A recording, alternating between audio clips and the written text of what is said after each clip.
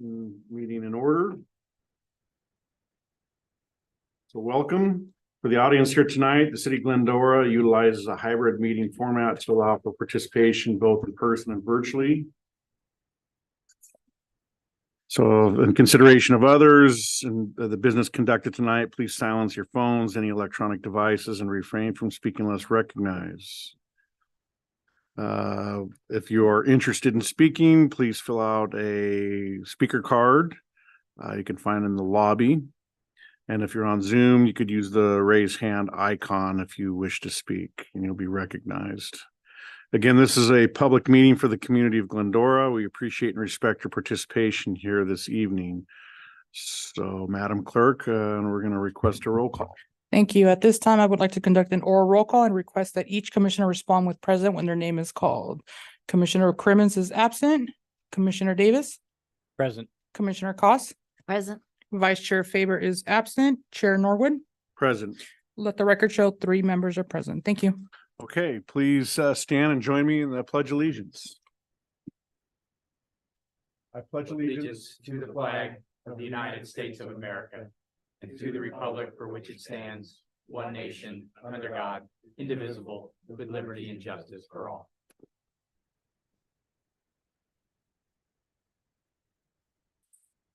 Does anyone wish to reorder the agenda? Okay, seeing none.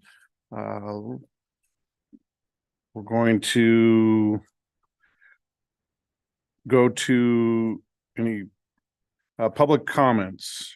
I feel like I'm out of order here, so I'm wondering if I missed my pages up. Okay, so we're going to open a public comment period. Invite members of the public to address the legislative body. Speakers are limited to 3 minutes. Speaking once, both on and off agenda items. If you're in attendance, please fill out a speaker card, submit to the recording administration before the close of public comment period. Once recognized, speakers should advance to the podium, state your name and the subject matter you wish to discuss. If you're participating via Zoom, select the raise hand icon in Zoom before the close of public comment period. Once recognized, you'll be unmuted, state your name, subject matter, and what you wish to discuss. So with that said, for the public comment is for items that are not having a public hearing. And we do have one card here, and it's Gary Clifford.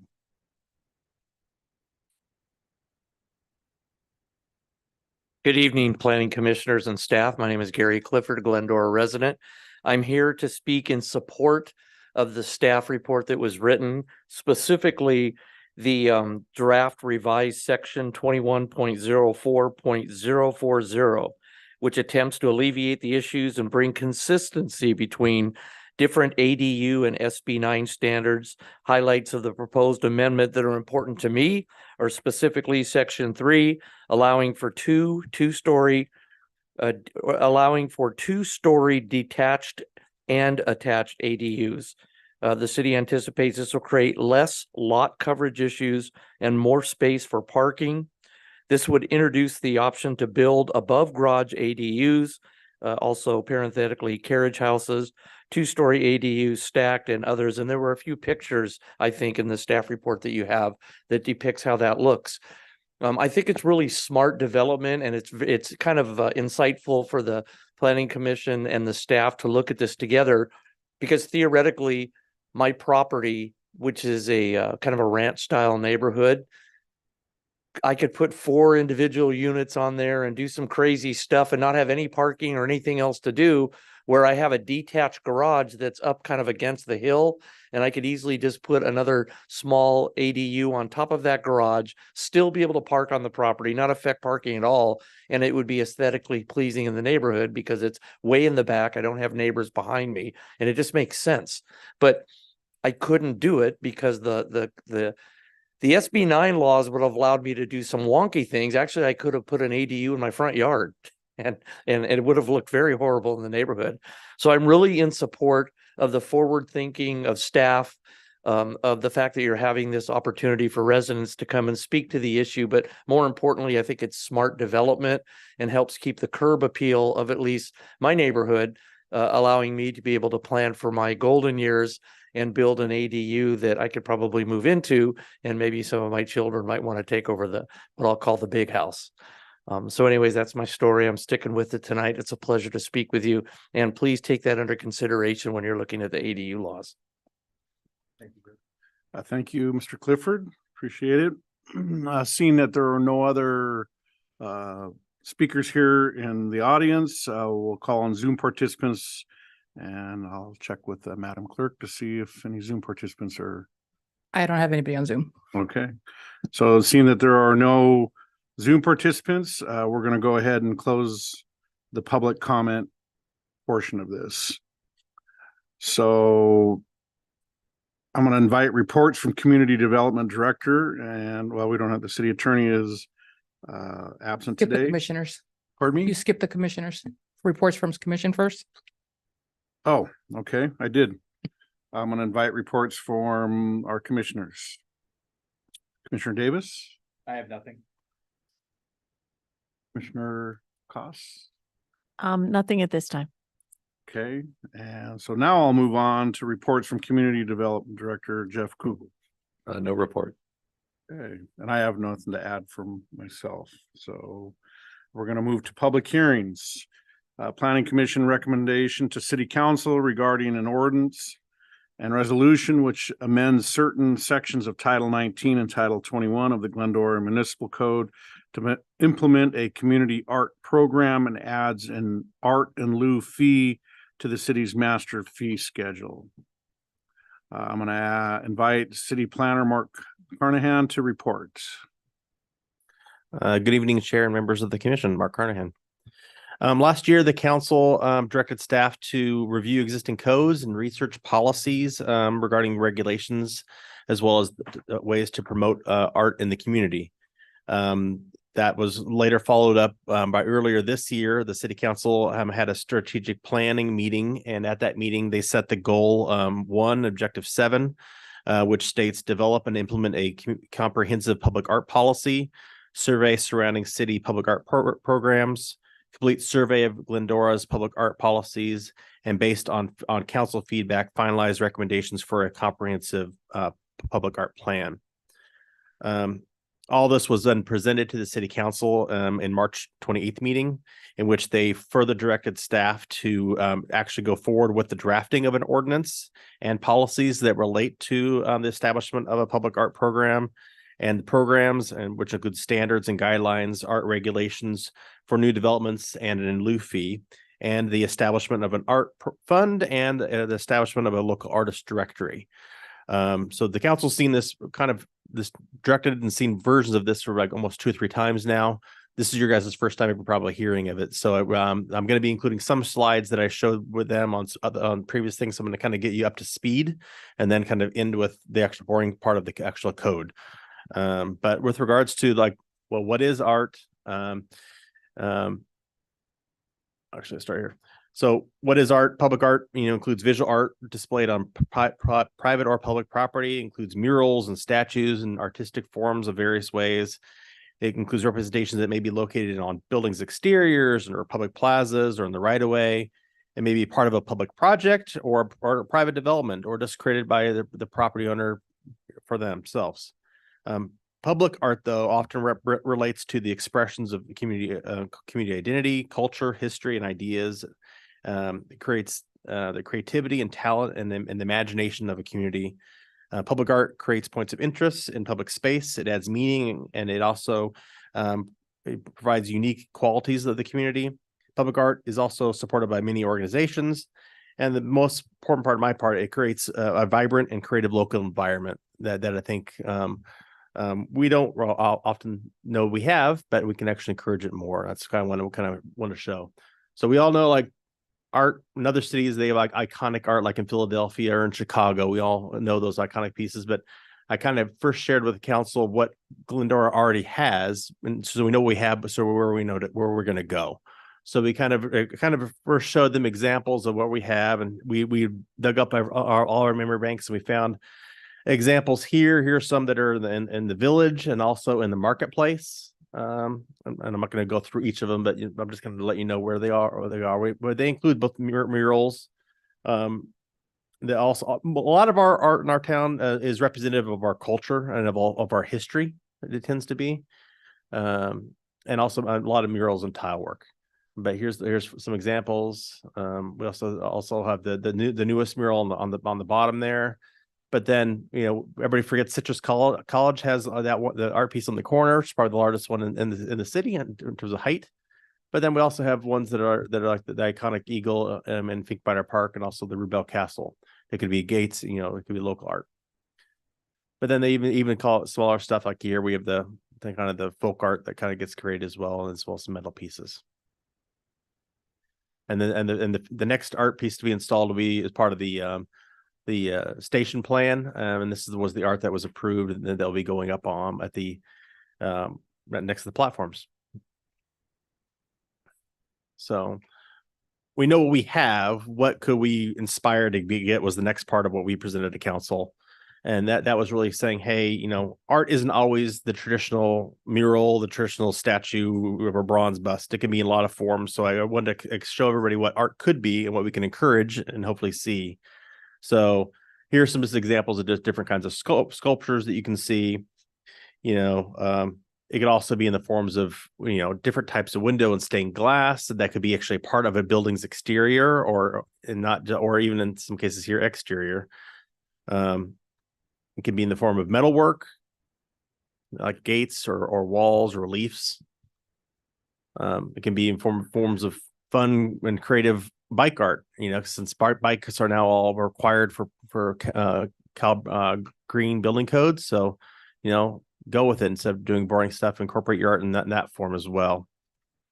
You could have utility art or infrastructure art. We're talking about, which is where you see here's an example of art, 2 overpasses, and it was already envisioned. Like on the bottom left there, the goal line was exploring doing art on that wall. Nothing has yet been approved, but they were exploring it when they were doing their planning. There's talk about looking at infrastructure like the 2 underpasses we have. Like Riverside has an example where they have art on their walls, and we were kind of having fun. Like we could do sunflowers on Sunflower Underpass or something. You could do all kinds of fun stuff. All the cities, but basically except for Glendora, I think is starting to do utility art. If you drive around, that's the biggest thing that's going on. We have no policy on that. We have no funds for that. So this is hopefully would be creating an art fund that could actually go towards that, and we can kind of do what all the other cities are doing. All these photos are photos of all of our neighboring cities. So again, like we're the only one not doing it. So here was like an example we just found on the bottom left was like, well, there's a utility box in the village, and there's literally a bench staring at a utility box. So like, wouldn't it be better if they're staring at it actually artwork on that utility box? So I mean, there's some fun things that can be. Art can go in lots of forms and lots of different places where we were kind of getting at. Three other examples could be art isn't just the visual art; it can also be literary art, and that's what a lot of other cities are starting to incorporate. And that's the Little Free Library movement that's been going around, and that's a lot of things where you can get the library to kind of participate in that, and you can put them on key buildings. The other ones were example we found was Monrovia is the only city doing it locally here, but a lot of other cities are doing it where they're doing literary arts in the forms of like poetry contests and stuff through the library, in which where like winners for like the annual contest can get their poetry stamped into concrete. And so that's made in a permanent form that can be visually located and can be a really kind of community interest thing. Or we already do banners. Some cities really go all out and do art contests with banners. It can be done for you. We have a chalk walk we do, and it can be further expanded as well. So lots of ways to do different kinds of art. Art isn't always in the traditional form that you would kind of always think it to be. So what do we have now in terms of the policy to encourage it? Well, that's the one thing that we were charged with. And the general plan doesn't really speak a lot of it. They just really have 2 little sections that say we encourage art shows, and we kind of think we should memorialize the history by adding plaques. That's all the really general plan really says. But with regards to the municipal code has a lot more references that encourage art.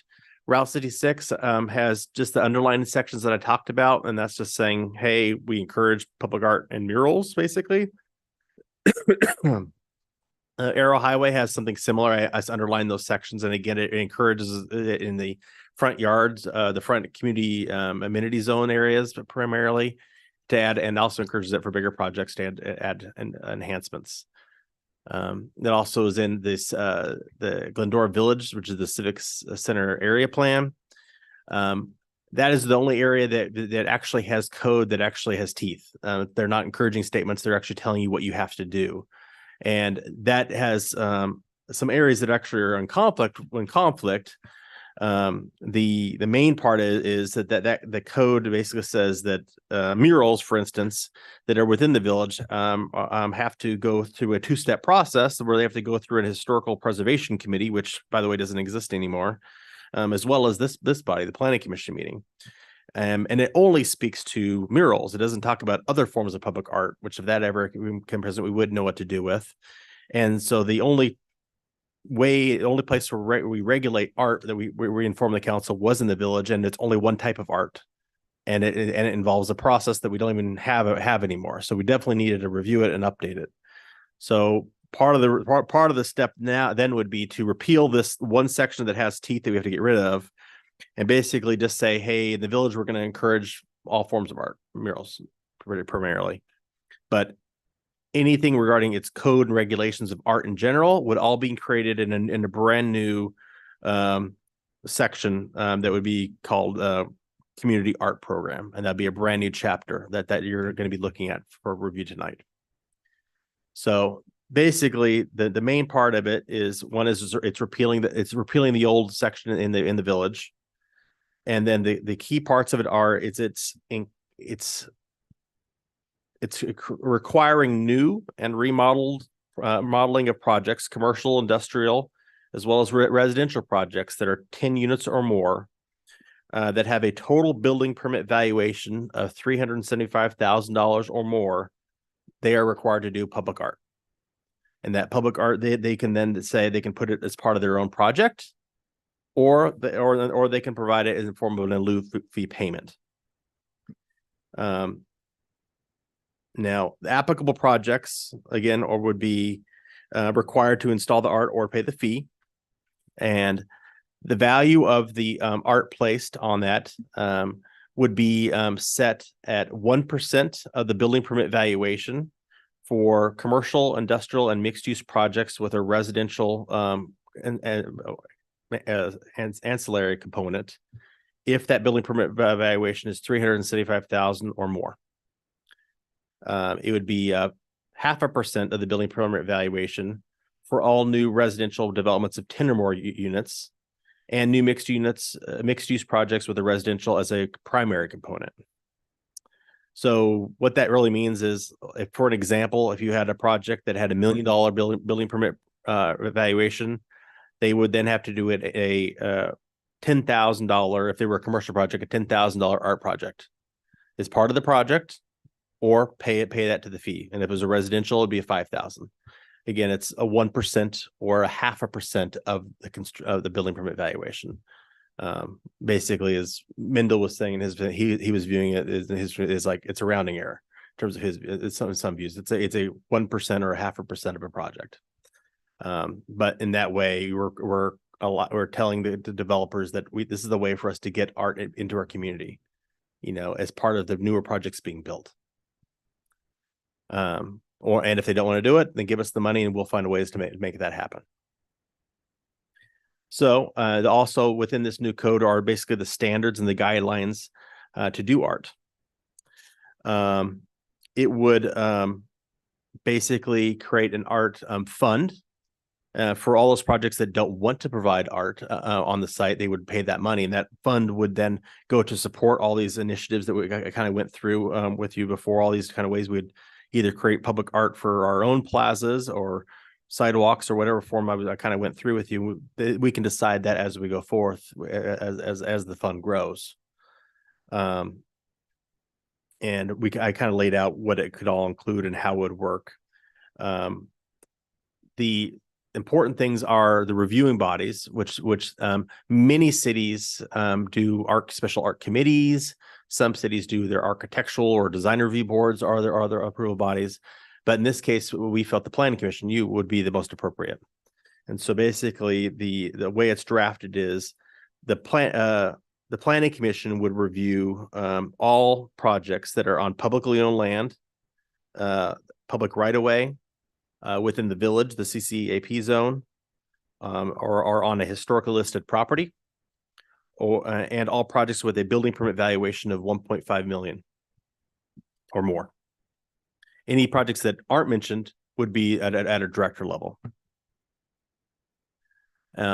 And lastly would be the directory manual. We've already we've been asked to, artists from the region would be encouraged to participate. We wouldn't be limited to that. It would be anybody who could be artists, as long as they met the qualifications as an artist for the, and there's regulations on what qualifies for an artist and what the art would have to be qualified to be. But once we also would encourage on our website, Art Artist Directory, we'd also be wanting to map and locate all of our art in town and encourage people to know where they are at and see them. With that, I would say we recommend that the Planning Commission make a positive recommendation for the ordinance and the resolution as drafted, and as well as which includes the in lieu fee. And if you have any questions, I'm here.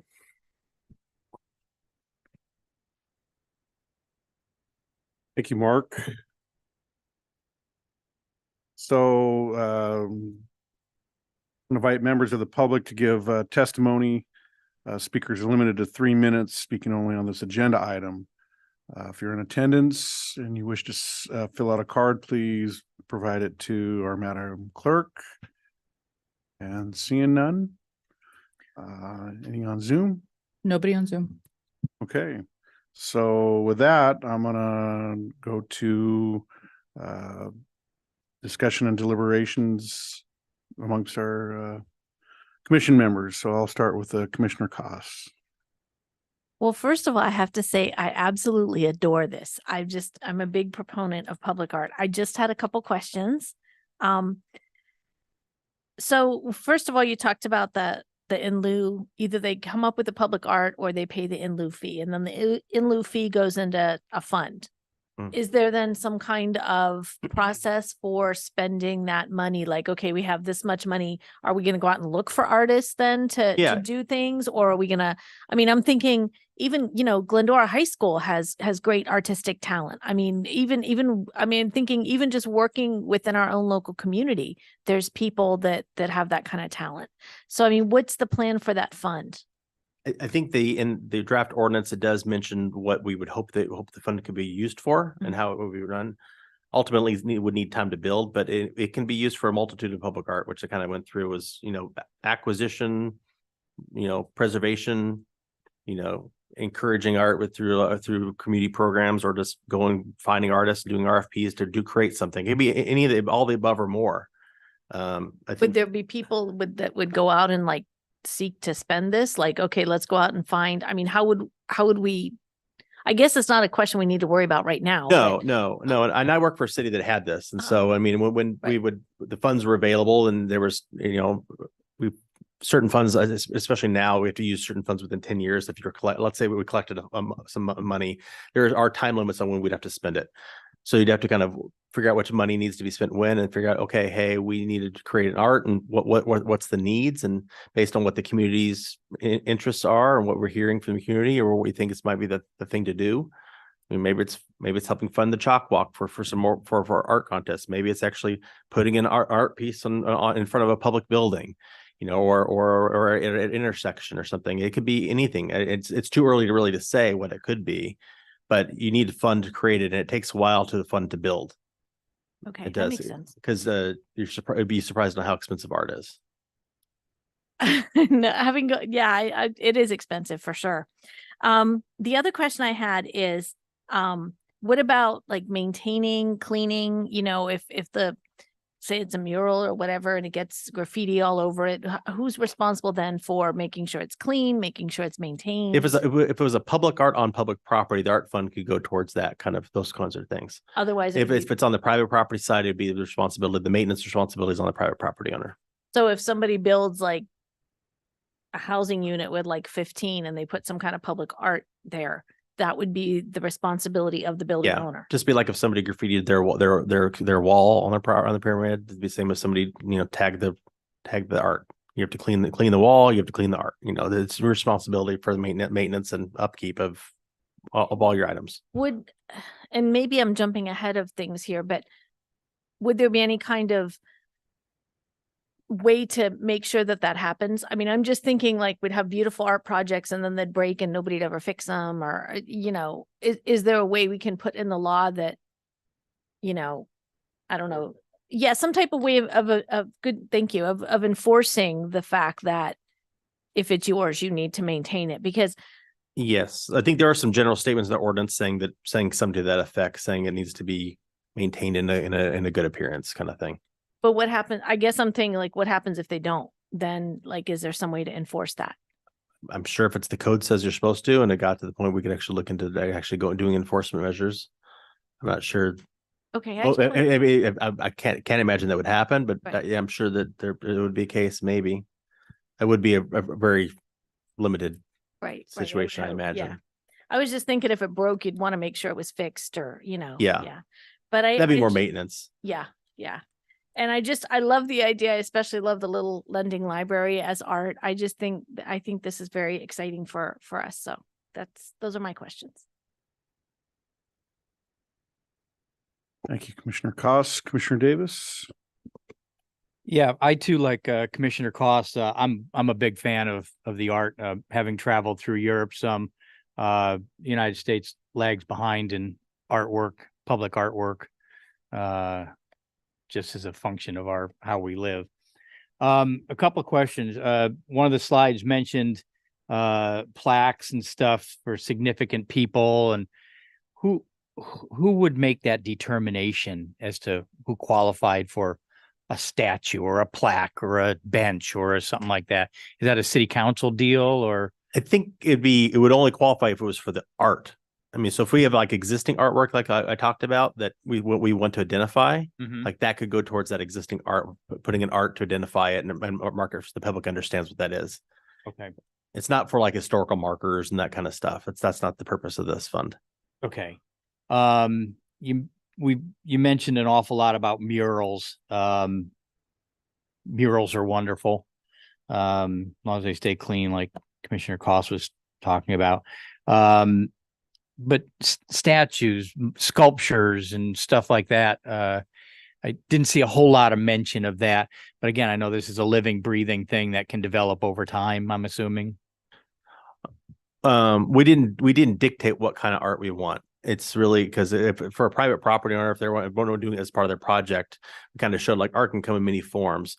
There's qualifications of what really we want public art to kind of qualify to be in terms of how it's constructed and also the artists and what they qualify to make sure they're a legit artists. So we didn't dictate, say we want only statues, we want only murals. We didn't get that. It's not that specific, but it's written in a way that it hopefully regulates all forms of art we would probably could see. Okay, and that brings me to my next question. So somebody develops a commercial industrial facility, and it's several $1 million, and they're on the hook for $1 million is what, $100,000 in artwork. If it was $1 million project, it'd be $10,000. $10,000. So would that be something that they would have to do and get approved and go on their site, as opposed to they have a determination as to whether it goes on their site, or if they just want to pay the in lieu, then the city would decide what kind of artwork and where it would go? Yes, if it's on private property, it's their decision on which artists to select and what art to create for themselves on their own private property.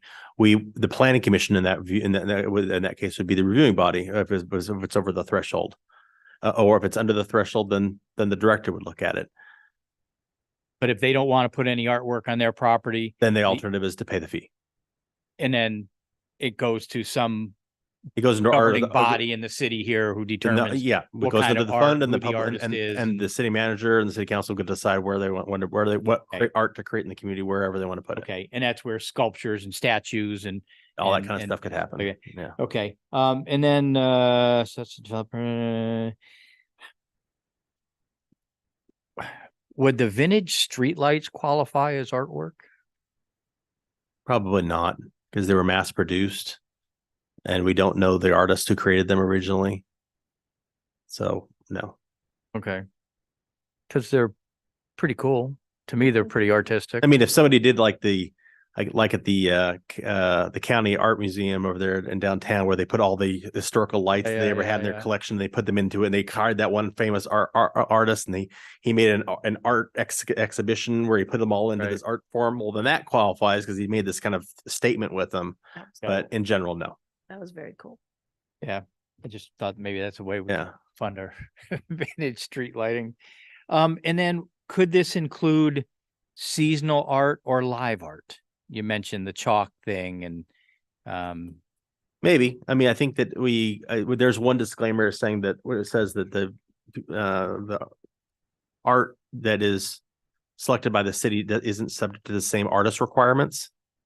So it's possible that we could maybe include the musical arts. It wasn't the intent because it's really supposed to be something that's more of the fine arts and as well that or the literary arts where we can try to put it into a visual form. right. So I think that and it's was something that could last longer than a moment. Okay. Yeah, I get the intent of that. You mentioned the chalk, Yeah. thing. That's what brought the live Yeah. art to. That's usually around for a couple of days unless it rains, which it has. Yeah, seasonal or live art is basically what that Yeah. is. Yeah. I'm a big fan of it. That's all I have. Thank you, Commissioner Davis. I do also have a couple questions. The utility boxes, not necessarily owned by the city of Glendora, but they could be owned by Edison, gas company. And do we have any teeth in that to encourage them to pay for that utility art? We haven't yet explored how all the other cities are doing it, honestly. I imagine they're probably Edison, probably not. That's most cases that's the cities doing their own funding for them, just getting the permission from the utility companies to do it. And I've noticed in other cities, a lot of that art is not necessarily art, but just simply a wrap. Yeah, that is I've put seen, around. I've seen that too. It's Yeah. like you see on a car, where they're kind of wrapping it and Yeah. or advertising, but okay. Yeah. How about the railroad bridge on Route 66? Gold Line is going to be going over that, and I was part of Arcadia. I was employed in Arcadia when the Gold Line came through there, and they did a really nice job on the artwork, both on the crossing at Second Avenue and the crossing that was built on Santa Anita. And We're not into specifics at this time. This is Yeah. just the ordinance to create the idea for the vision to start exploring all kinds of infrastructure, places, locations. there's that bridge. That one's under on construction. So Route that right at 66 this is at this pretty- moment in time, that wouldn't be something you could really do. I have heard they're going to paint the old one, or at least I think they're going to paint. They're not.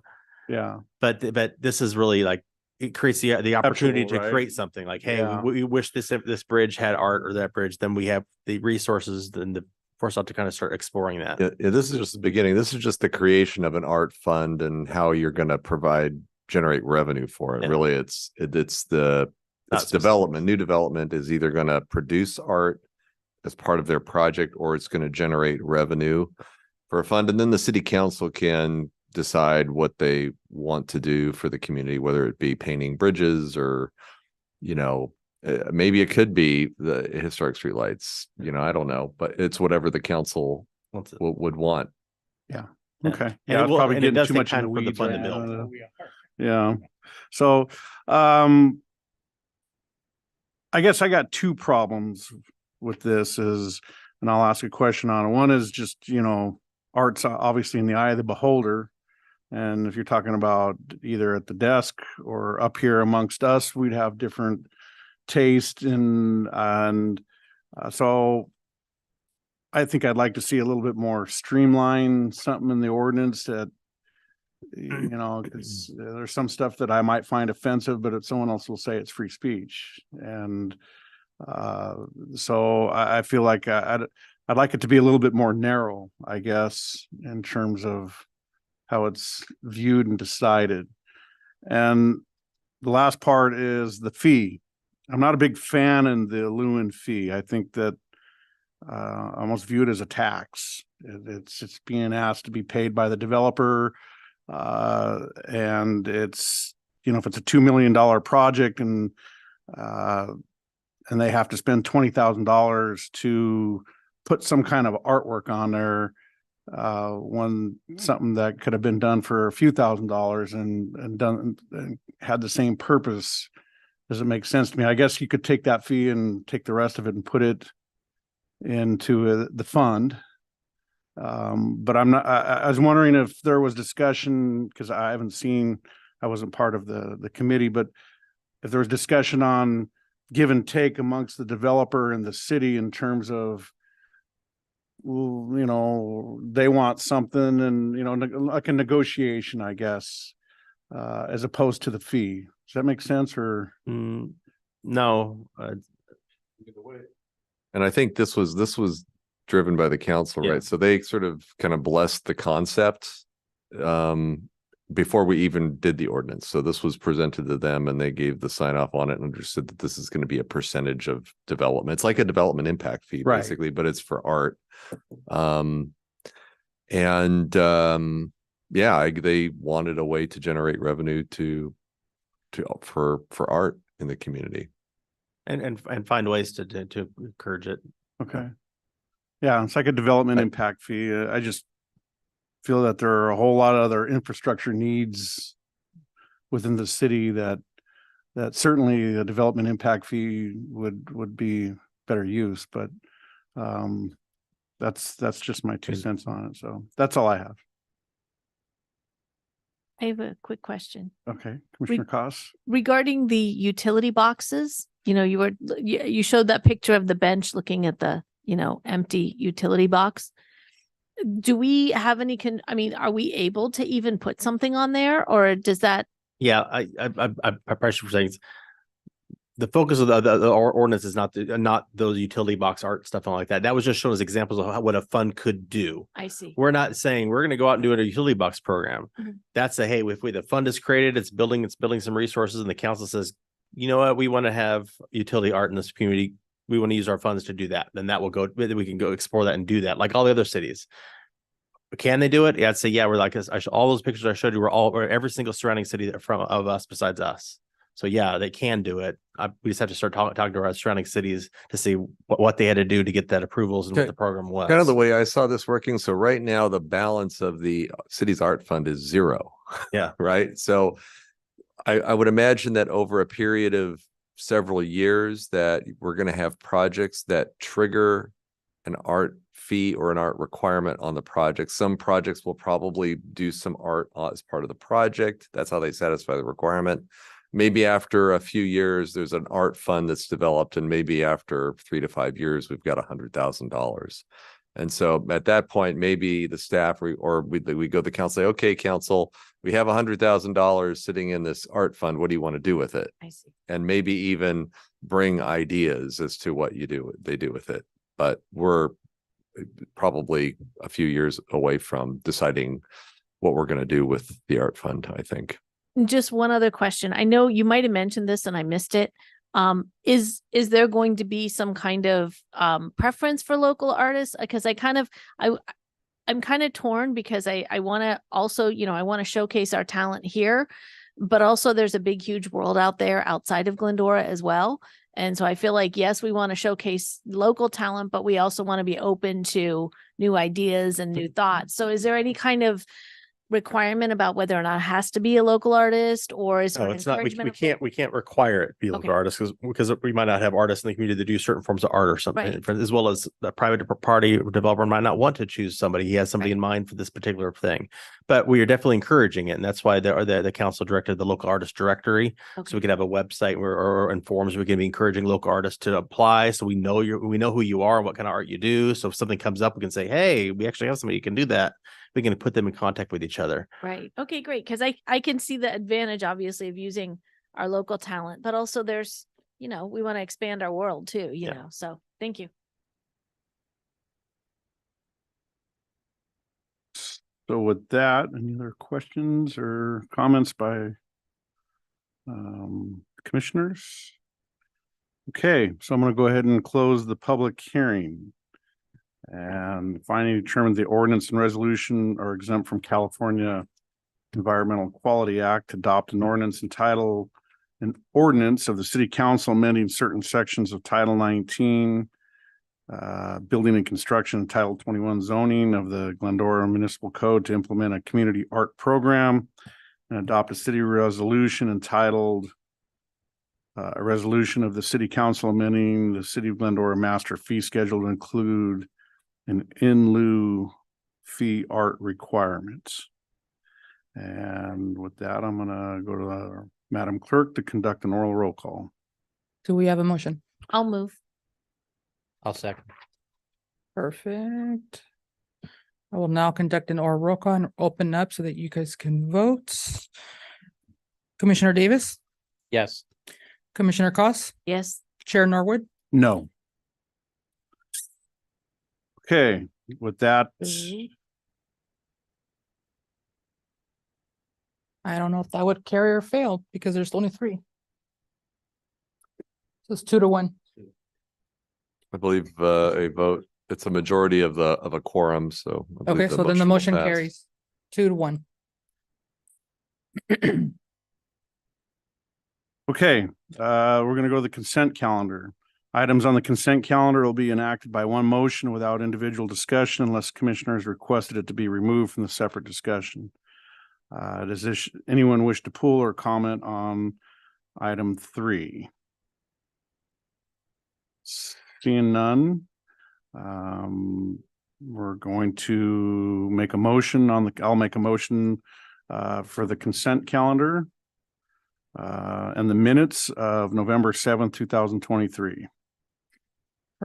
So we have a motion by Chair Norwood, seconded by Commissioner Davis. I will now open up for you guys to vote and call for a roll call.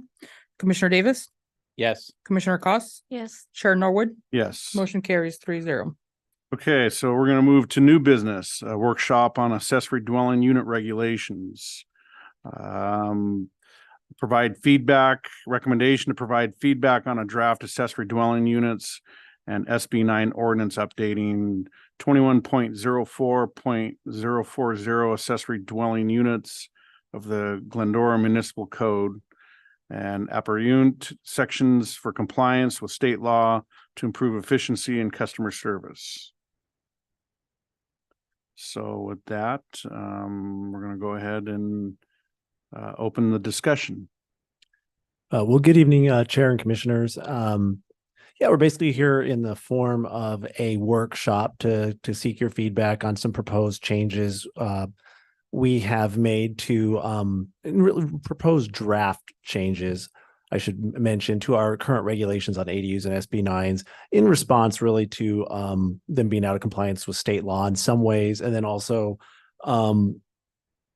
to really improve customer service and streamline administration, because there's such a sort of myriad of different regulations we have.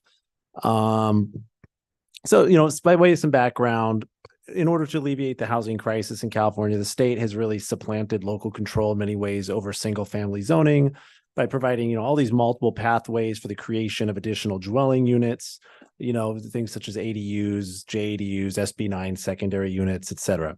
Our current code is in some ways out of compliance with state law. And it even has some internal inconsistencies between how we treat ADUs and SB 9 secondary units that we would like to clean up. This is really the result of the current code being developed and updated over the years, as many zoning codes are, in kind of a piecemeal fashion as needed and in response to a lot of state laws and prompting. With the direction of Planning Commission and City Council, staff instituted an SB 9 policy, which I think we gave an update on maybe at the last or 2 meetings ago, not an ordinance, to basically look before we leap as a city and test out some of the draft regulations. And we wrote that policy in the form very similar language that you would see in an ordinance to regulate it, so it was basically our way of testing with the direction of planning commission and city council, our sort of objective standards for SB9 units and trying to make that in compliance with state law. It's been pretty well received, as I think I've reported before. The big picture thing is that secondary SB9 units and ADUs are treated very similarly in the policy and in the code. We considered secondary SB, and in the state's eyes too, they're pretty similar. Staff is incorporating relevant aspects of that policy into these proposed regulations that are before you. So what I'll do is I'll give a summary of some of the proposed changes. So a lot of this stuff is really to bring our code into compliance with state law. So, some of the things that we're doing are codifying some of the SB9 policy regarding additional dwellings. A local code amendment to regulate lot splits will come later. So I know that's come up in discussion before. That would be a revision of our subdivision standards or amendment to those. We're not really considering that at this time, but in the future that'll happen. Again, lot splits are much less frequently contemplated than additional dwelling units, and that's the request we mostly get. We still don't have an approved lot split yet. And I think I reported that last time. Bringing ADU and SB9 secondary unit standards into consistency with each other. So that's another thing we're proposing. So for example, we allow a 1,000 square foot SB9 secondary unit, regardless of if there's a detached garage or not. While the ADU standards don't have this exemption, it would limit it to 800 square feet.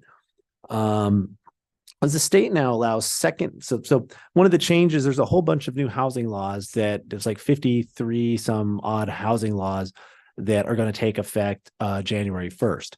And, the state now allows second story attached ADUs by right up to the height limit in the zone, which would be 25 feet here. If they're attached, we are proposing allowing for 2-story or 25-foot height limit, regardless of whether the ADU is attached or detached. We anticipate this will create less lot coverage issues and provide more space for things like parking and yards and open space.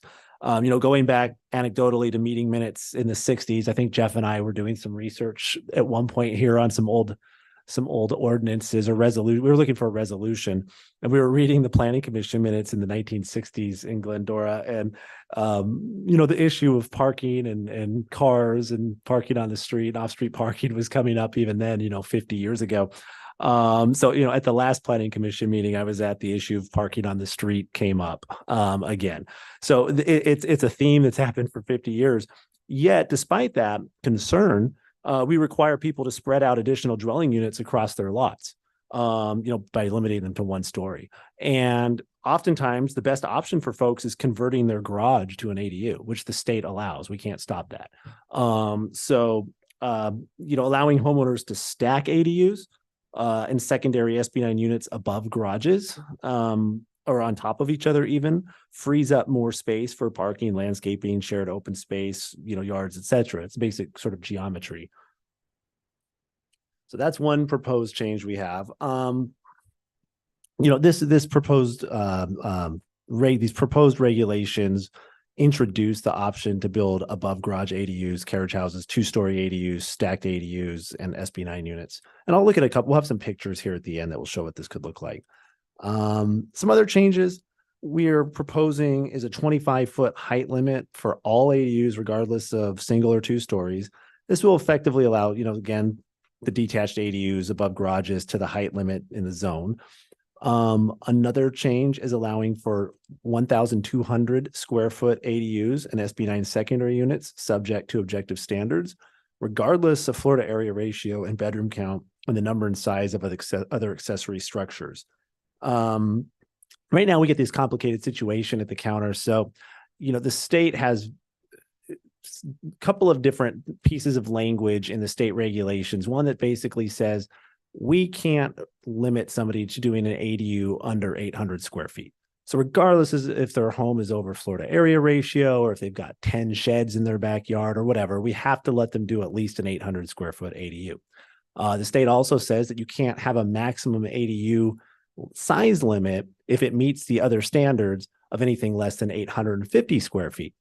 And then we also in our code allow, if it meets all other standards, ADUs and secondary SB9 units for that matter to be up to 1,000 square feet. So we get these situations where somebody has a, 150 square foot shed in their backyard. They want to do a, 900 square foot ADU. We tell them they have to take 50 feet off it because they'll be over their 1,000 square foot limit for detached structures. We also have another thing in our code that says you can only have up to 2 detached structures. So if somebody has a detached garage in their backyard, for example, we may exempt that from Florida area ratio, but then it limits the size of the ADU or unit they can do to 800 square feet. And there's all these sorts of things that happen. And so this would really simplify that Florida area ratio calculation, et cetera, and sort of streamline it. So you can do, we're proposing 1,200 square foot ADUs, which is the state maximum size for ADUs. That's where that number came from. We currently have a plethora of different side and rear setbacks. So similar in vein to that, based on whether a structure is detached, the primary house, an awning, a ground mounted HVAC system, an ADU, et cetera. Therefore, we're proposing, and this is actually in some of our housing element implementation measures that we've been taking too, is simplifying this, but proposing a universal 4-foot side and rear setback for all development on a residential lot, whether it's an ADU, an SB9 unit, accessory structure, a home addition, detached, attached, porch, or canopy. So it's 4-foot side and rear setbacks. Right now, like if it's a detached structure, we allow it to be within 3 feet. We have a 3-foot limit for HVAC stuff. We have a bigger setback based on the underlying zone for the single family house itself. So if somebody wanted to do a home addition, they couldn't get, let's say, closer than 7.5 feet to their side property line, but they could build an entire building 4 feet from it. So it sort of disadvantages the person who doesn't want to do ADUs and limits what they can do in terms of adding on another bedroom or kitchen or something onto their existing single family house. So there's all these sort of things within the code that create complexity and very long conversations sometimes at the counter when people have this vision or idea they want to do, because we have this sort of web of regulations that have been developed over the years, and they're not always easy to sort of untangle. So with that, we can come back and talk about these. I wanted to show a couple pictures. The first 3 examples are in Glendora, and I think some of these are in the staff report. This is in Glendora, and I don't have a pointer really here, but that is the house in the front, and behind it is an ADU on top of a garage. So this would be a perfect example of a detached ADU on top of a garage. One thing I do want to mention is, this is done before our current code. We are working on objective design standards, which I know the Planning Commission's aware of, and those will have standards for different types of residential development, ADUs, secondary units, single family houses. So those will pick up sort of like the design detail stuff on it, but this idea of allowing a second story detached ADU is something we're proposing. Interestingly, in our current code, to kind of just share some of that complexity, if 2 walls are within 6 feet of each other, we consider it attached. So under the current code, if somebody did a home addition and got within 6 feet of that garage, they could do a second story ADU anyway under state law based on how we determine whether a structure is attached or detached.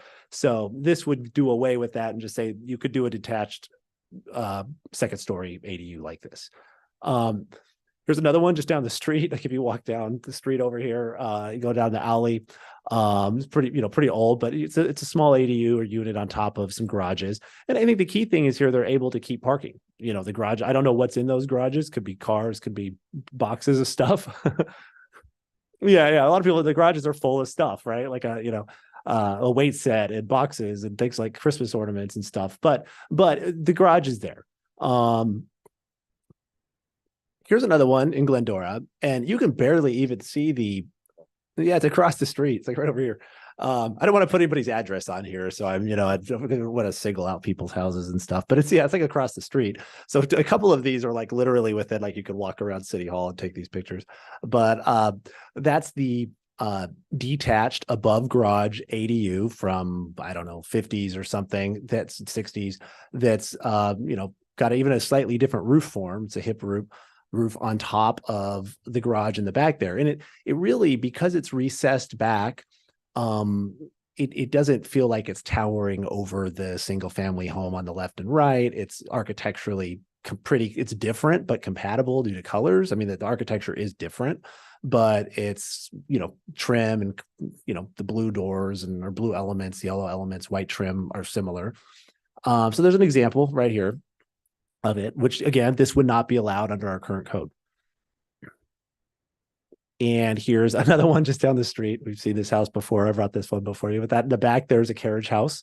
And on that second story there, now under state law, the new state law, you can convert existing structures. We would let them convert that the top floor of that carriage house, which is a garage, on the ground floor to a living space or an ADU if it had to be brought up to building code, et cetera. And this actually was really to create a garage because the owner of this home wanted to park their car in a garage. And so they had to do some changes to this historic house here. Some stuff that's not in Glendora. Here's some stuff I pulled from the internet. So on the left, you have a new above garage ADU or secondary SB9 unit. It's got, internal stairwell, et cetera, made to look like a traditional single family home, small. On the right, we have something that could be a stacked ADU and SB9 unit. So that could be, the secondary SB9 unit could be at the ground level and the ADU above it or vice versa. Or it could just be a 2-story ADU that falls within that 1,200 total square feet, if they don't have a lot of space on their lot or something like that.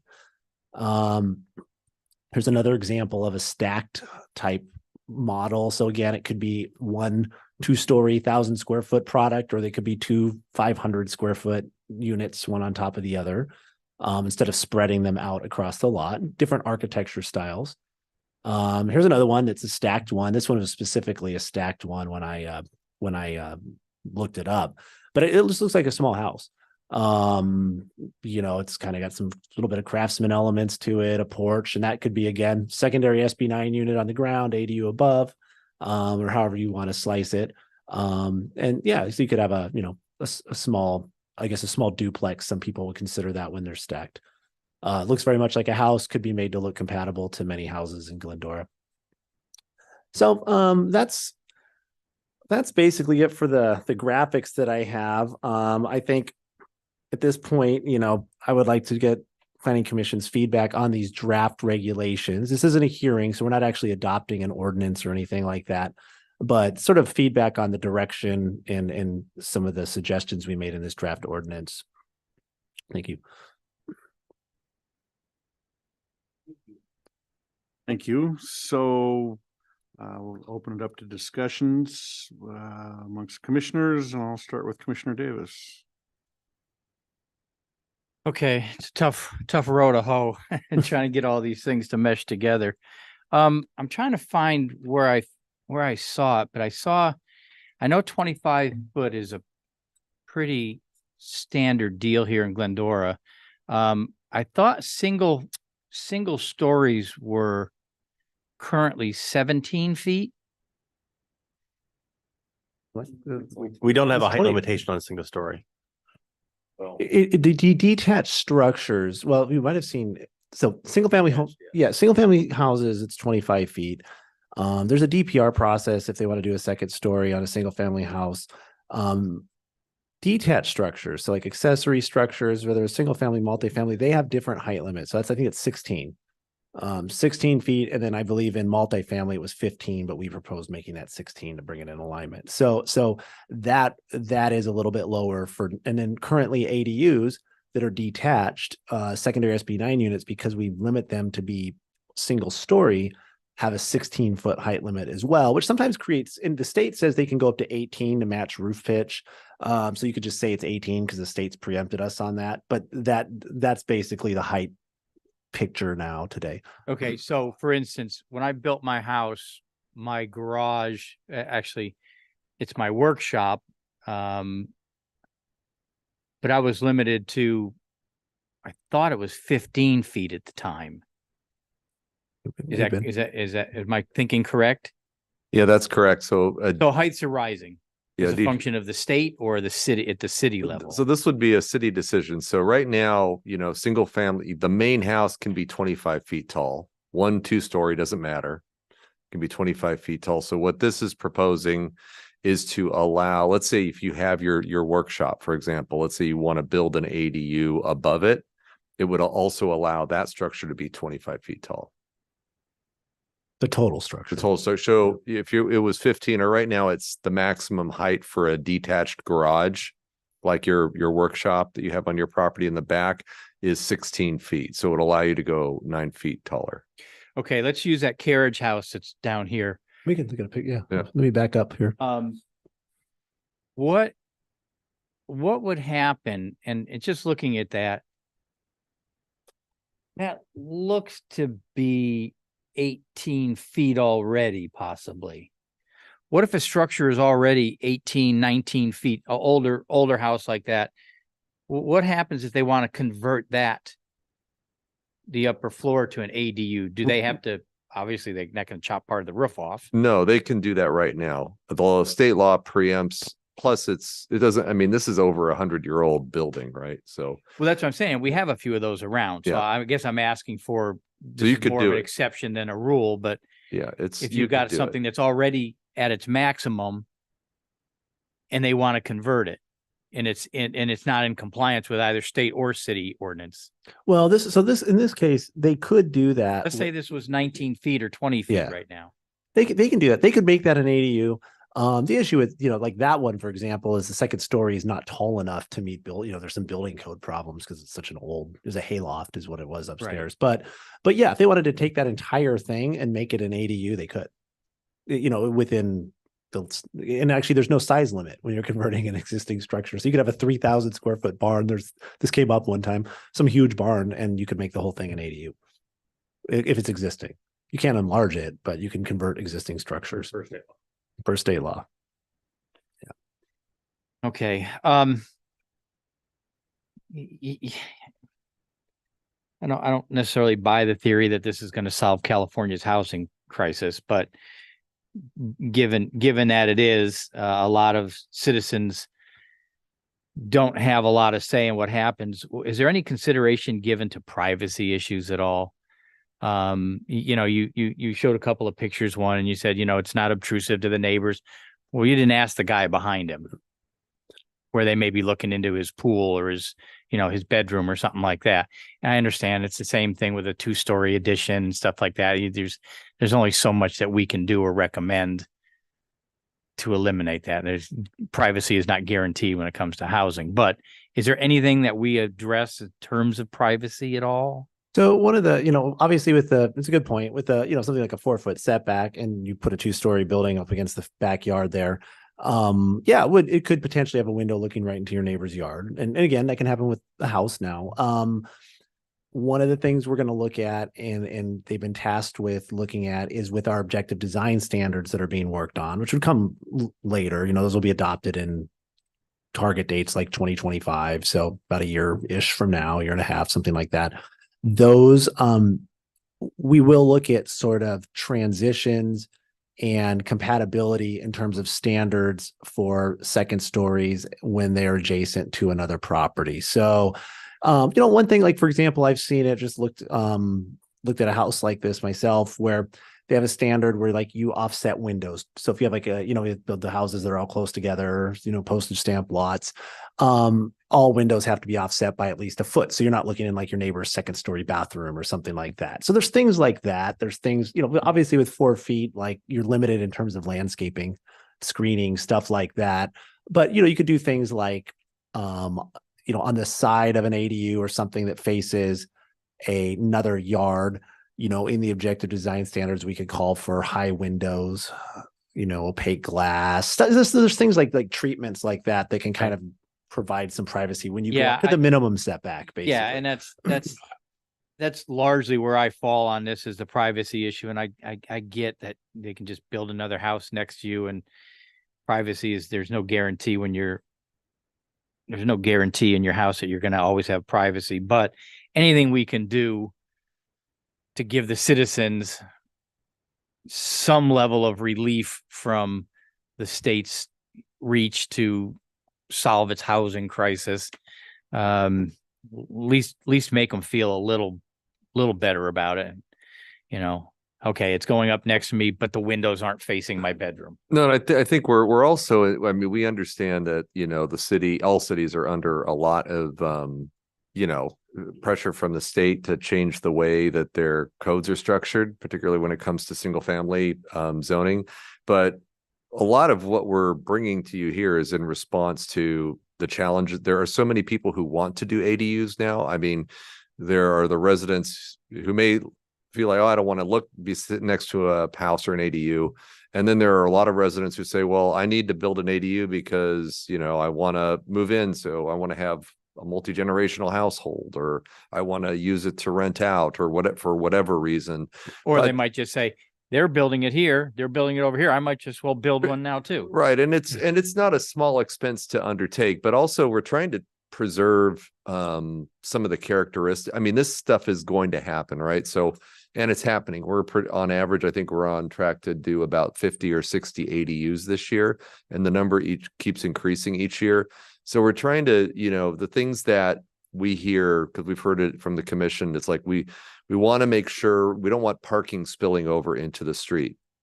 So by going up, we're preserving more, you know, ground area, like if you needed to park, you know, something. It's also trying to avoid like that scenario where somebody, I mean, honestly says, I want to do something in my front yard, for example, if you're not going to let me do it in my backyard.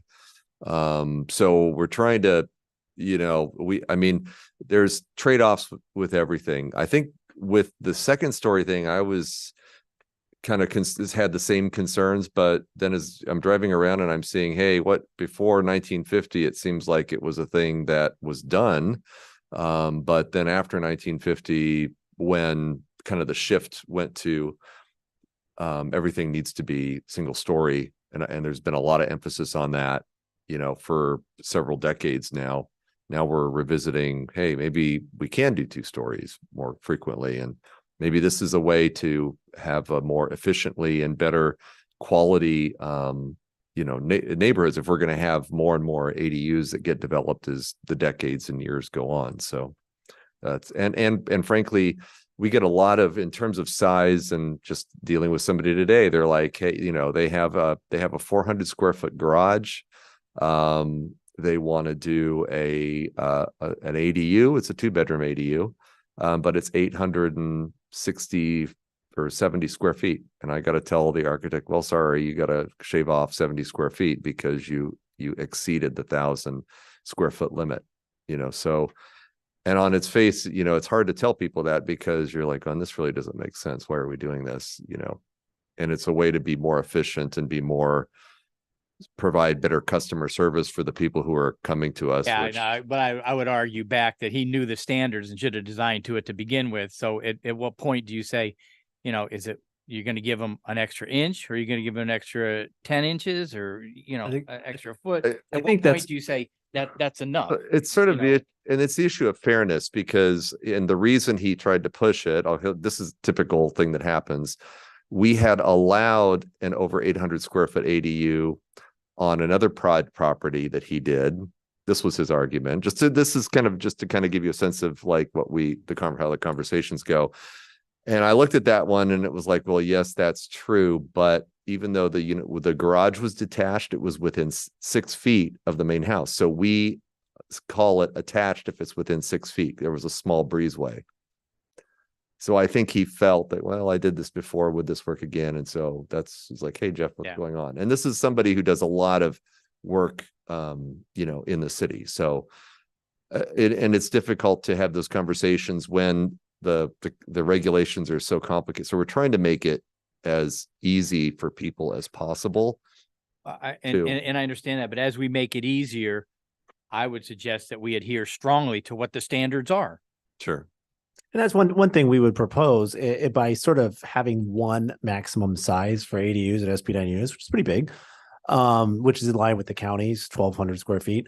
That's it. That's the limit. You can't go 1,201 square feet or 12, like that's your hard limit. And then we take away all these other Florida area ratio things and number of sheds and stuff, and say the setbacks are precious. The 4-foot setback is precious. Nothing goes there. No HVAC units, nothing, you know, landscaping, fence. That's it. That's a hard line. And then, maybe eaves can go, codes allow for eaves to penetrate a little bit in the setback, but the walls don't go there. And then the size limit for them is a hard line too. Okay, so just a couple of quick things. I'm seeing a lot of towers go up. Towers, basically just square boxes with roofs in terms of ADUs. Like on the At right? least second story ones. These are fairly have some character to them. I would recommend that we add as much character if you're just going up over a garage. Add as much character, offset, however you can, step it back, step it forward, eave it, balcony it, do something to give it some character. So it's not just this box with a roof on it. I think that's a little more palatable to the neighbors as well, as they look at it and they go, okay, I'm not happy it's there, but it's a pretty box. Yeah, that's a good point. Under our current code, until we get our objective design standards adopted, which we'll talk about that very thing, we basically require people to match the architecture of the primary house is what we're doing. It's a way to be objective. So, if the house looks like that, then that's what we make them do, whether we like it or not. But it does create that sort of architectural, if they have a craftsman home, they have to figure out we're going to look for things that are craftsman style, roof pitch is similar or matches, windows and trim. So it would be for them to do what you're suggesting now is make up just a box with no dimensionality or, any sort of trim or details or eaves or anything. Basically the primary residence would have to look like that.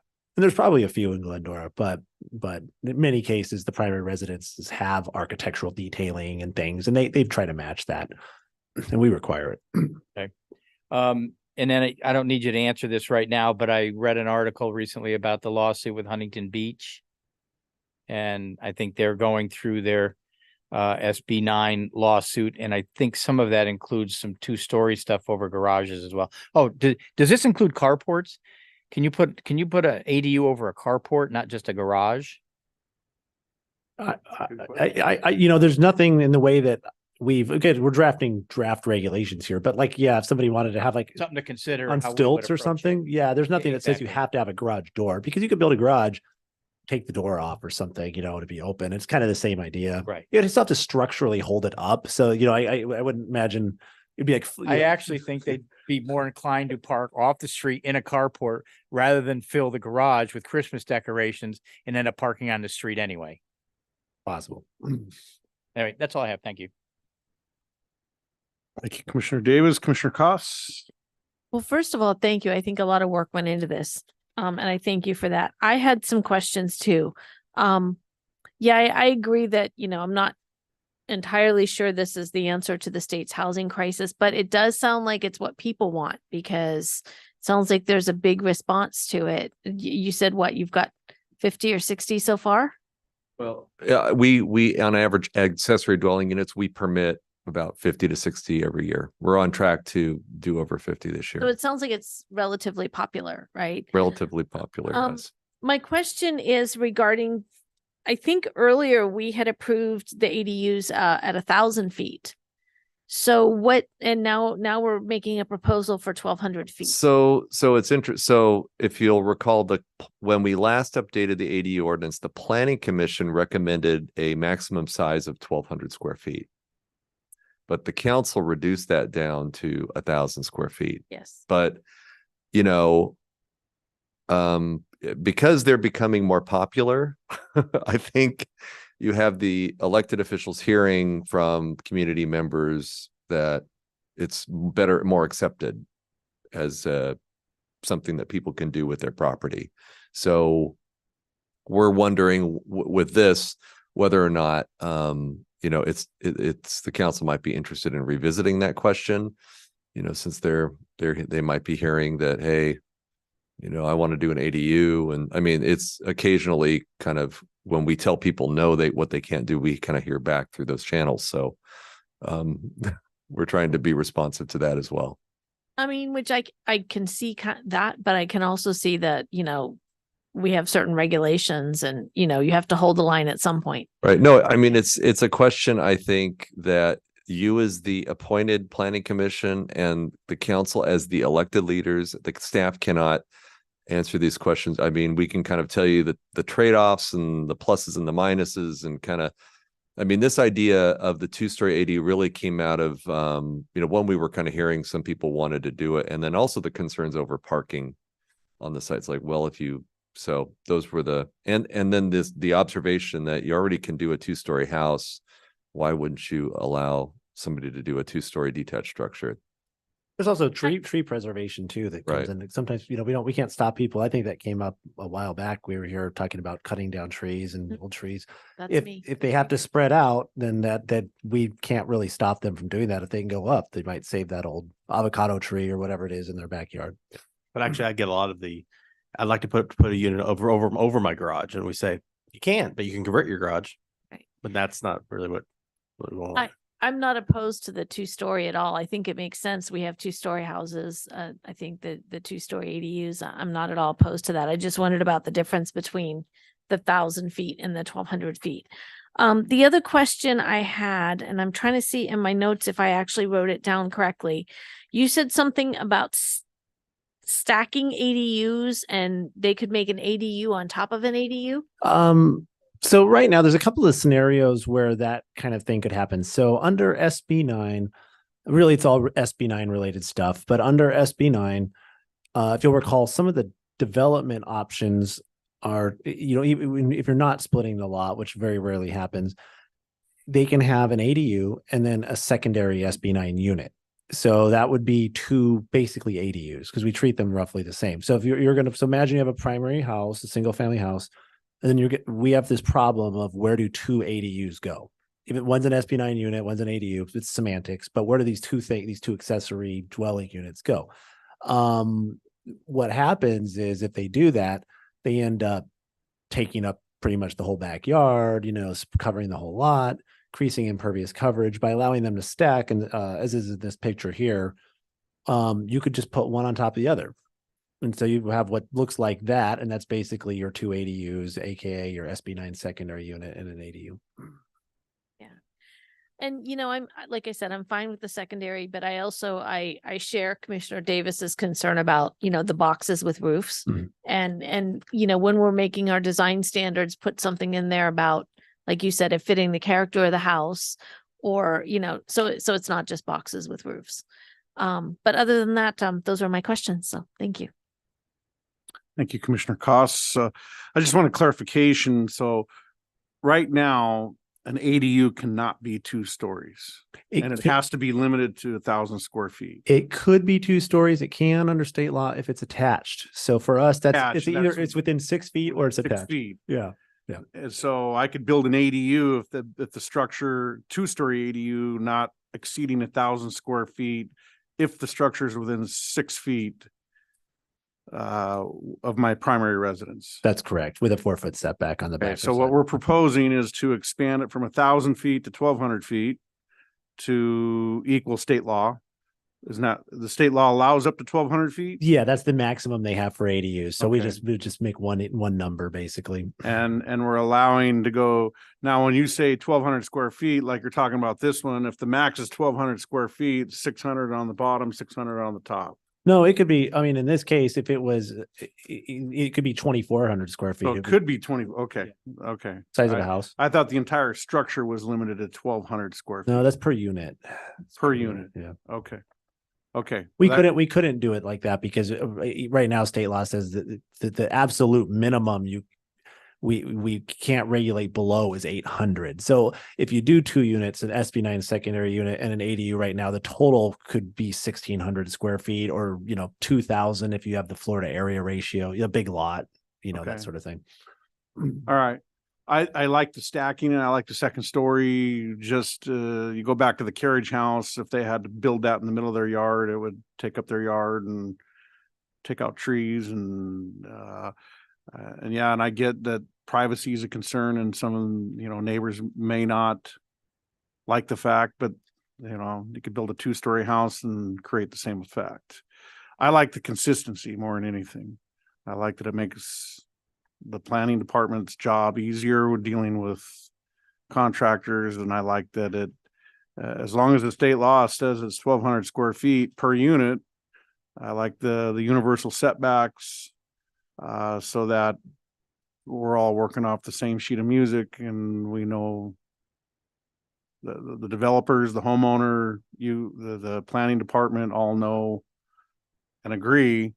And if lawsuits out there change the state law, then so be it. Then we can come back and revisit what we need to revisit if we don't like 1,200 square feet per unit. But I like the fact that it's consistent. Any other questions or comments? Yeah, I just want to clarify. So it's 1,200 square feet per unit. So if you have a 2-story, it could be 24. If you built two living, like if you did your secondary SB9 unit and your ADU and you wanted to stack them, the hard limit would be 2,400 square feet. Okay. Even if they didn't stack them under this proposed change, they could put those horizontally, like they could attach them. So you kind of have like a duplex in the backyard. And we see stuff like that too. Okay.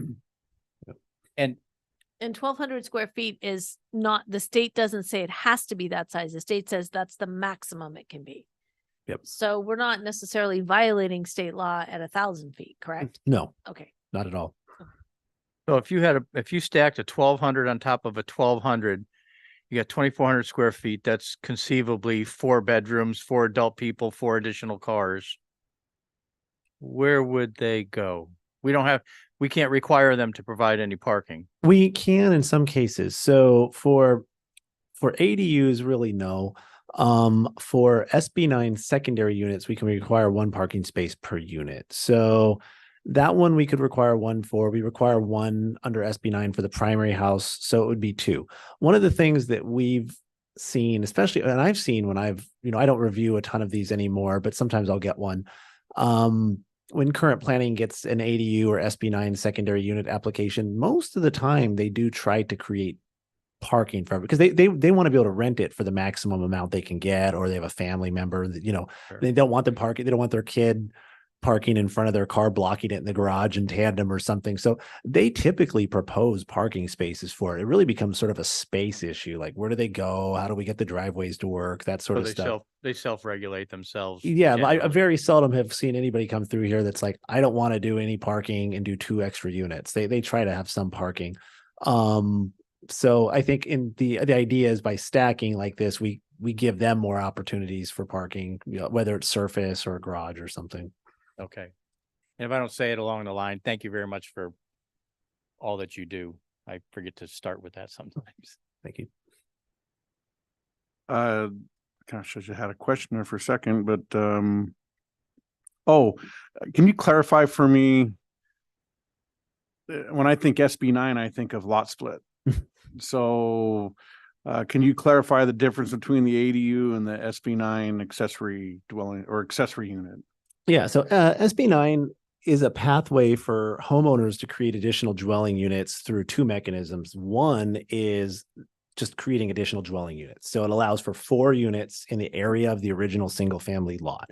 So those other units would be like, so 4 units, there's like 26 different ways to get to these 4 units, but primary house, JADU, secondary SB9 unit, and an ADU. The lot's not split. The other mechanism in SB9, which is optional, is to split the lot into 2 roughly proportionate roughly halves. It's like 40-60 is the maximum ratio differential. But within that, they're still limited to 4 total units in the area of the original lot. So now we've split the lot and we have 2 units on lot A, 2 units on lot B, which was once the original lot. So, and those can be attached or detached, that sort of thing. So basically what SB9, for most of the people that we see with it, most of the applications that I've seen, with the exception of 1 or 2 lot split proposals, has been what would basically look like to someone as an extra ADU. It's 2 extra units. Most people don't want to do the JDUs because then you invoke this owner occupancy requirement in our code. So they just want the 2 ADUs somehow. They attach, detach. How do we fit these things in? Okay. So it's those 2 mechanisms under SB9. You can do a lot split. You don't have to. you can also you can just do a secondary unit. And that's what a lot of people do. Okay, so the SB9 route provides them one extra unit? Basically, yeah. Okay, without the lot split, Yeah, because under the current, under the ADU law, you could have a JDU and an ADU. right? That's 3. So the SB9 gets them to 4. Gotcha. Yeah. Okay. That's all the questions or comments I have. The fact that this is just a discussion or a recommendation, or do we do it calls for a roll call and a vote on my script here? I don't believe that we do that for this issue. Feedback? We can do a receive and file. Yeah, I think it's a receive and file. If you're finished providing feedback, and we can go make some tweaks, and then it sounds like a lot of what I've heard tonight is going to be stuff for me to convey to the consultants doing the objective design standards to say, hey, think about privacy, think about those edges and stuff like that. So we take that feedback. If there's any, I've heard it sounds like you're generally okay with 2 stories. If there's standards, sounds like you're generally okay with the size proposed. That's basically what we wanted to know before we wrote an ordinance and put it through legal review and came back. I do have one more question. Sure.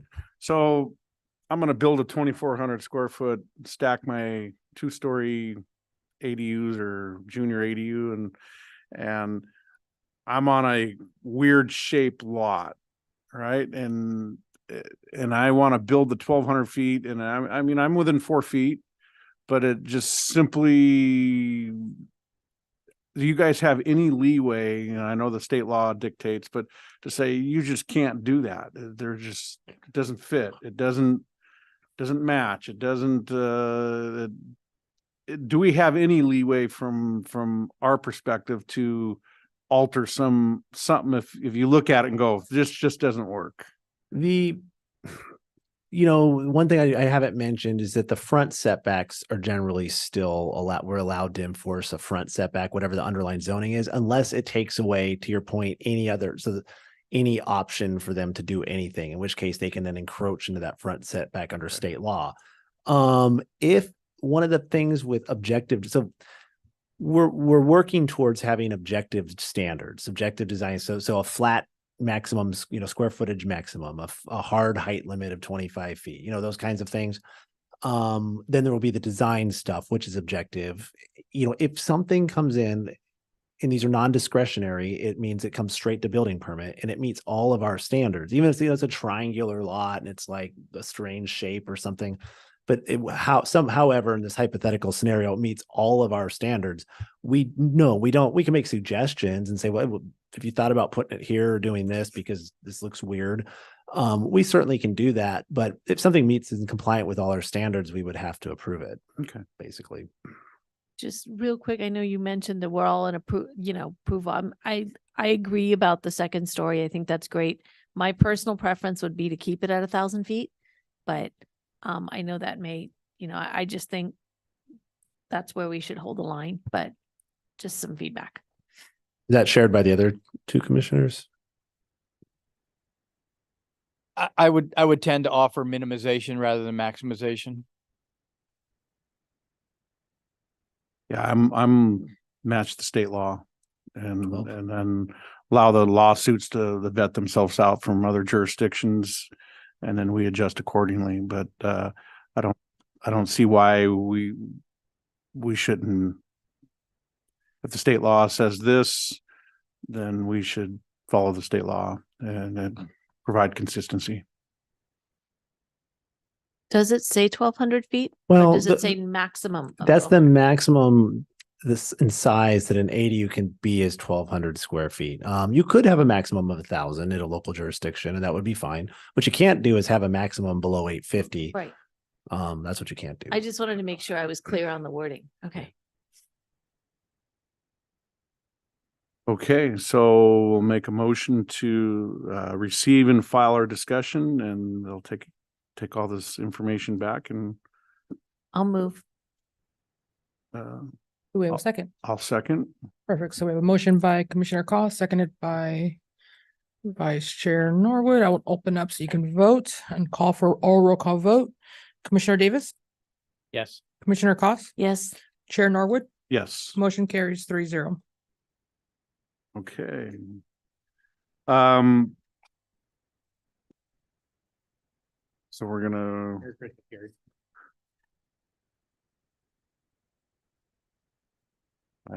again lost in my page 5. All right.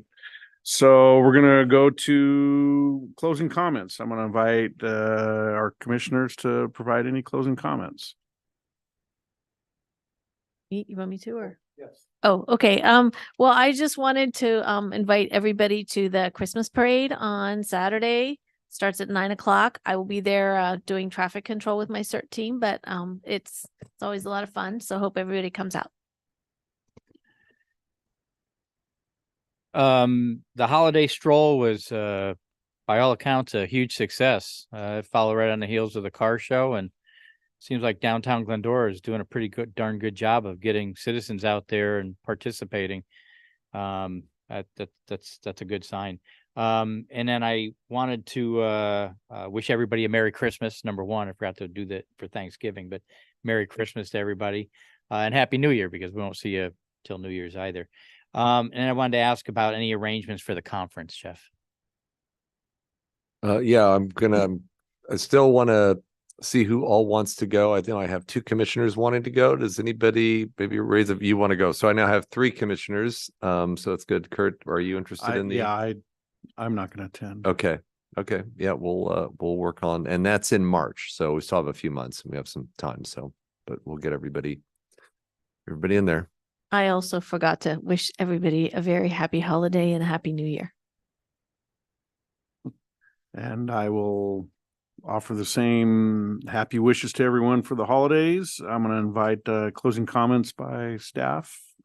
I just want to do a reminder that there will not be meeting at the regular scheduled meeting on January 2nd for obvious reasons, and that we are having a special meeting on January 16th. We have looks like we're looking at doing 2 CEPs probably that night, and we'll also hopefully get an introduction to our new deputy city attorney. Okay. With that being said, I'm going to go ahead and adjourn the meeting. Was it 8:31?